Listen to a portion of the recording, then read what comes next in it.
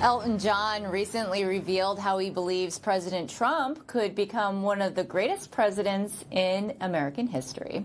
Telling Variety, quote, President Trump has maybe solved the peace problem.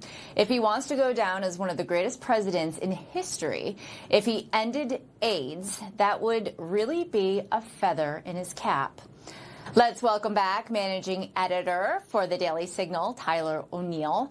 Tyler, let's start off with Elton John saying that President Trump could be one of the greatest presidents in history.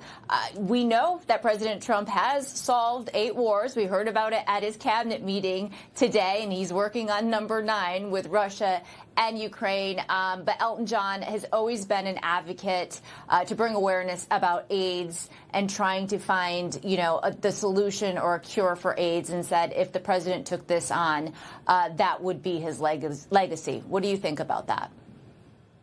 Well, I think Elton John has, he had this friendship with Trump years ago, and then when Trump became a political figure, Elton John suddenly distanced himself. He did say that he found it hilarious that Trump called Kim Jong-un Little Rocket Man, referring, as an homage to John's music.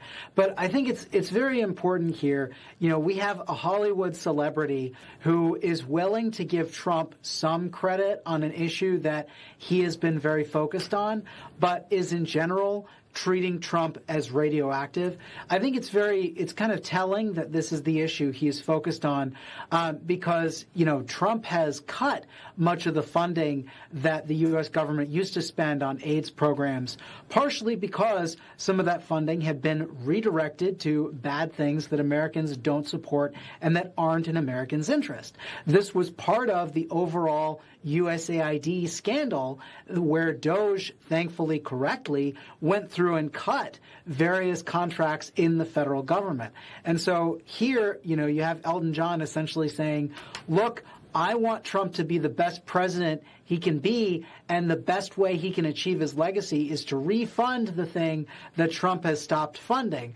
I'm like, well, okay, Elton John, but you weren't willing to acknowledge his friendship with you when he started running for office, and now suddenly you are offering a little bit of an olive branch at this late hour when Trump has cut something you care about.